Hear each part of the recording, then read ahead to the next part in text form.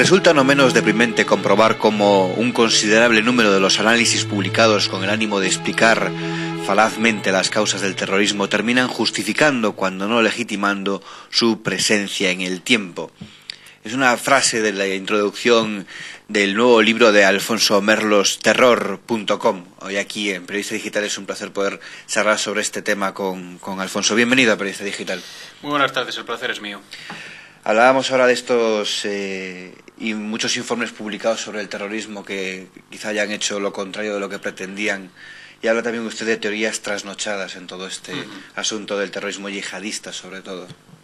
Bueno, lo que se plantea sustancialmente, y es el telón de fondo del libro, es que hay académicos, hay intelectuales, hay incluso periodistas que da la sensación de que no han terminado de encajar un golpe como el del 11 de septiembre en Estados Unidos y el 11 de marzo en España. Y lo que están haciendo es elaborar una serie de análisis, de documentos, de informes, de teorías que tienen mucho que ver con el apaciguamiento y tienen poco que ver con el combate del terrorismo. Y al final todo lo que no sea combatir el terrorismo y todo lo que sea mantener una posición de equidistancia obstruye la propia lucha contra el terrorismo y el propio avance hacia la victoria. Es decir, que como observadores no debemos ponernos en una postura intermedia entre la libertad que defendemos, lo defienden nuestros países, y la aniquilación de la misma. En absoluto, porque la mayor parte de esas posiciones teóricamente equidistantes, y hablamos, por ejemplo, de la Alianza de Civilizaciones, terminan justificando posiciones que no tienen que ver con lo que tienen que representar las democracias. En realidad, las democracias tienen que representar la forma proactiva, la forma agresiva de combate contra el terrorismo. Occidente tiene que representar eso. Otra cosa es que el mundo árabe y musulmán quiera sumarse o no quiera sumarse a esa lucha. Pero hay una serie de valores, hay una serie de ideas que no tienen por qué ser negociables en la lucha contra el terrorismo, que no tienen que ser puestas para ser discutidas encima de la mesa. La libertad no puede ser discutida, la democracia no puede ser discutida, la justicia no puede ser discutida, y todos esos elementos tienen que aplicarse para combatir el terrorismo yihadista. Y dice que la Alianza de Civilizaciones no es un camino para ello.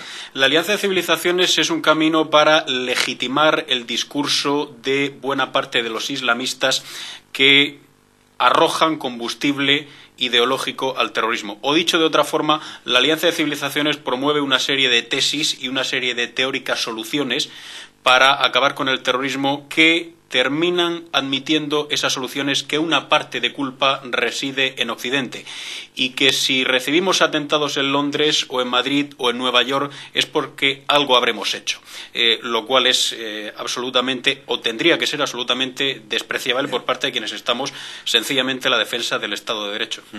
Aquí en este libro, en Terror.com, son tres partes o tres patas sobre las que se sustenta, que es cómo juegan estos grupos en Internet y en los medios de comunicación, el problema que hay en Irak y la fijación de los grupos terroristas yihadistas con Europa, ¿no? O sea, son las tres partes.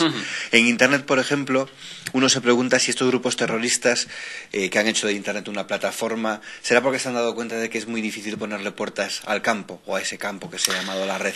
Eso sin ningún género de dudas, pero en cualquier caso el problema o el dilema que se le plantea a los estados de derecho y particularmente a las agencias de inteligencia en Internet es en realidad el mismo problema que se plantea a los ejércitos cuando tienen delante un campo de entrenamiento de terroristas físico. Cuando uno tiene delante un campamento de entrenamiento de terroristas virtual, está viendo entrar y salir a terroristas, intercambian información, aparece una receta por aquí, el otro la toma por allá. Esa serie de materiales pueden ser utilizados para llevar a cabo atentados. Las agencias de inteligencia tienen dos opciones. Yo vigilo eso, lo controlo, lo monitorizo e intento detener a aquellos que están detrás de esas páginas, de esos mensajes, o por el contrario, desmantelo por el completo la página. Los ejércitos tienen el mismo dilema cuando ven un campamento de entrenamiento físico. Yo veo terroristas que entran, que salen, que tienen unas rampas por aquí, que tienen unas zanjas por allá, que tienen unas tiendas de campaña allí. Yo estoy viendo cómo pueden fabricar armas, yo estoy viendo cómo pueden estar preparándose para cometer atentados. ¿Yo qué hago? ¿Borro con armamento del mapa ese campo de entrenamiento? ¿O los vigilo, los controlo, veo el que entra, veo el que sale, los persigo? ¿Usted dónde cree que estamos? Bueno, ahora mismo ¿destruimos o vigilamos? Ahora mismo estamos haciendo una cosa y la otra. Las agencias de inteligencia, sobre todo norteamericana, las agencias de inteligencia israelíes y las británicas, que realmente tienen medios tecnológicos para combatir este tipo de amenaza, lo que están fundamentalmente es en tocando determinadas páginas, determinadas matrices que tienen gran peso para ver el efecto que tiene cuando se desmantela eso, cuando se echa abajo esa página durante 3 días, 4 días, y están haciendo también lo otro. Están no solo vigilando quienes entran en esas páginas, sino, y esto los americanos lo han hecho en más de una y más de 2 ocasiones y con éxito, agentes de inteligencia que están creando teóricas páginas yihadistas, utilizan esas páginas como un imán y a todos esos sujetos que entran en las páginas con ánimo de ser terroristas les cazan. Eso tiene un problema, y el problema claro que tiene es que la mayor parte de esos iluminados, de esos teóricos yihadistas que entran en esas páginas, pues realmente forman parte de lo que consideramos peces pequeños. Estamos ganando la batalla en Internet. Ni bien. Ni mal ni bien. No va ni mal ni bien, va más bien fragor, mal porque lo que se ha demostrado, lo que están demostrando los terroristas, no tenemos que perder la perspectiva de que no han conseguido afortunadamente cometer ningún atentado, llevarlo a cabo después de Londres en Europa, después de Nueva York y Washington en Estados Unidos, pero sí que han cometido atentados en Asia, sí que han cometido atentados en África, los han cometido en el sudeste asiático, y lo que se está comprobando en la mayor parte de esas investigaciones sobre esas tramas terroristas que han sido finalmente ejecutadas con éxito es que hay algún tipo de componente que vincula esa trama con Internet. O bien determinada parte de la célula ha sido captada a través de Internet, o bien el entrenamiento que han tenido de tipo terrorista ha sido a través de una serie de páginas de Internet, o bien el explosivo que ha sido fabricado se ha debido a una receta que ha sido descargada de Internet, y basta con recordar lo que ocurrió en el caso de los atentados del 7J. De manera que, efectivamente, se están desbaratando una gran cantidad de tramas terroristas por esa vía, pero hay otra serie de células que están consiguiendo llevar a cabo la fase de planificación del atentado, ejecución y control del atentado cuando no se suicidan, echando mano de esas herramientas tecnológicas. Basta echarle un vistazo además a lo que ha ocurrido hace unas semanas en el caso de Bombay, ¿no? Con una serie de herramientas descargadas del Google Earth, con una serie de BlackBerrys, con una serie de sistemas GPS que llevan una cosa ciertamente sofisticada. Que es el doble filo de la tecnología. Sí, y la cuestión es que están sabiendo explotarla o están sabiendo instrumentalizarla, como en tantas otras ocasiones, a un ritmo mayor a que las agencias de seguridad occidentales están intentando percibir, están intentando trabajar y con el que están intentando combatir la amenaza. Y en la fijación por Europa de los terroristas yihadistas, ¿qué hay de cierto en eso que se dice que echan de menos al Andalus? Bueno, hay de cierto todo.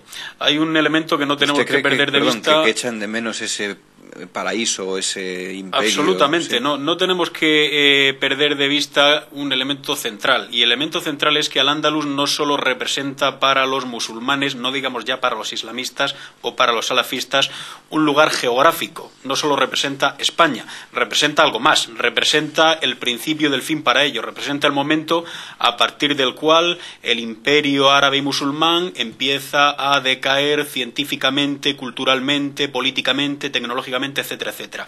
De manera que hay una verdadera, no digo necesidad, digo obsesión por recuperar esa etapa de esplendor. Y esa etapa de esplendor va asociada literalmente, indiscutiblemente, al Andalus. Hay además un detalle que no tendría que ser considerado como tal, como detalle, que es categoría en realidad.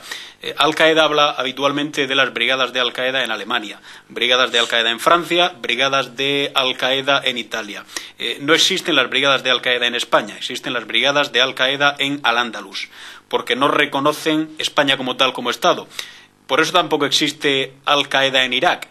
Existe Al-Qaeda en la tierra de los dos ríos, y por eso no existe Al-Qaeda en Marruecos. Existe Al-Qaeda en el Magreb islámico, en todo caso. Quiero decir, con esto que nosotros, España, estamos en la misma posición que pueden estar aquellos que están ocupando ilegítimamente Cisjordania, ocupando ilegítimamente Cachemira, ocupando ilegítimamente Mindanao. Por eso aparece la retórica del Andalus asociada sistemáticamente a esta serie de enclaves en todos y cada uno de los discursos yihadistas. Al Andalus y cada día más Ceuta y Melilla. Ellos, al contrario de en el caso de Israel, al contrario de lo que ocurre con el Estado judío, la obsesión de Hamás, y además está declarada en la propia Carta Fundacional de la organización, es liquidar por completo el Estado y, si es posible, arrojar a los judíos al mar.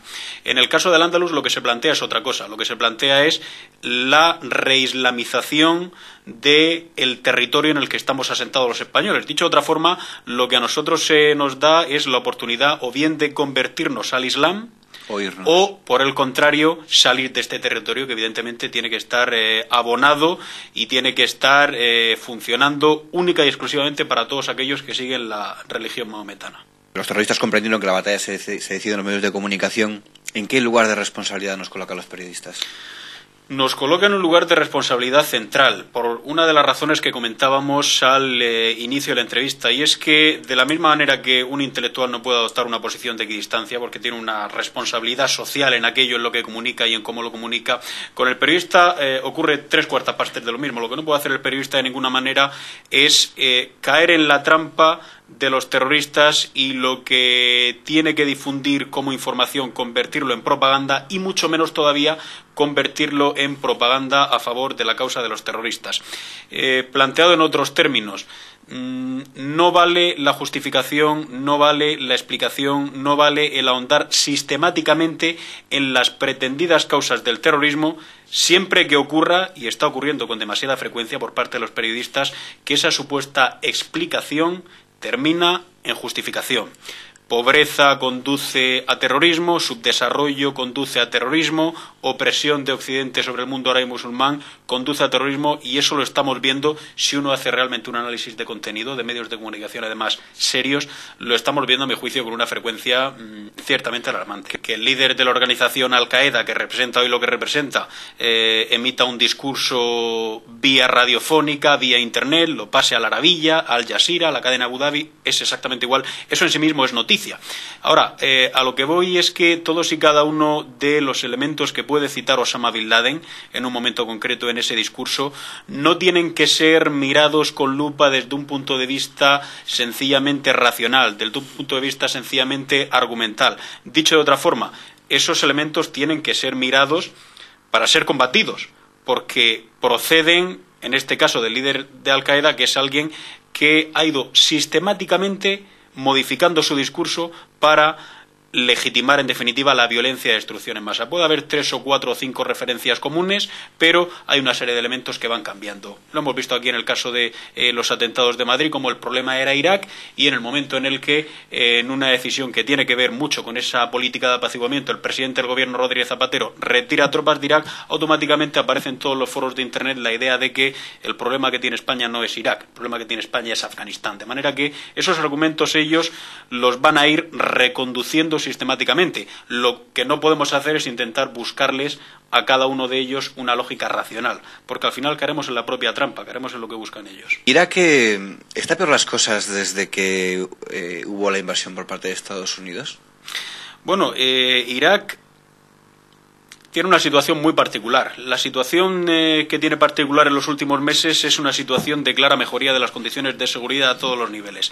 El número de atentados ha disminuido de forma espectacular, el número de bajas militares ha disminuido de forma espectacular y el número de bajas civiles también. Lo digo porque de esto se habla poco en los medios de comunicación. Con Irak hemos tenido una situación particular también en otro sentido. Seguramente con el paso del tiempo, si no se hubiese intervenido en Irak, estamos hablando del año 2003, marzo de 2003, en los años 2004 o 5 o 6 o 7 lo que habríamos visto es cómo Irak se convertía en un vector desde el cual se iban a exportar terroristas a otras partes del mundo. Lo que hemos visto ha sido lo contrario. Desde ese año, Irak se ha convertido en un imán que ha importado terroristas desde otras partes del mundo. En todo caso, ahora mismo, la principal preocupación que representa, desde el punto de vista para la seguridad en Europa, está asociada a un hecho claro. Y el hecho claro es que tenemos que hacer todo lo posible para evitar que aquellos terroristas que han salido de Rabat, o de Casablanca, o de Barcelona, o de Marsella, o de Milán, para combatir en Irak, tenemos que hacer todo lo posible para que no vuelvan, es decir, para que sean capturados allí por las fuerzas norteamericanas, fuerzas británicas o por las propias fuerzas locales iraquíes, y para, en el caso de que vengan, detenerles aquí, porque va a ser extraordinariamente sorprendente el hecho de que regresen desde Irak y lo hagan con la voluntad de no cometer atentados. Eso sería sorprendente. Sería más lógico lo segundo, que hayan adquirido una serie de capacidades, hayan sido adiestrados, entrenados, manejen armamento, sepan financiarse, etcétera, etcétera, y aquí estén dispuestos a cometer grandes atentados de destrucción en masa. De manera que esa tendría que ser ahora mismo la preocupación central en el caso de Irak.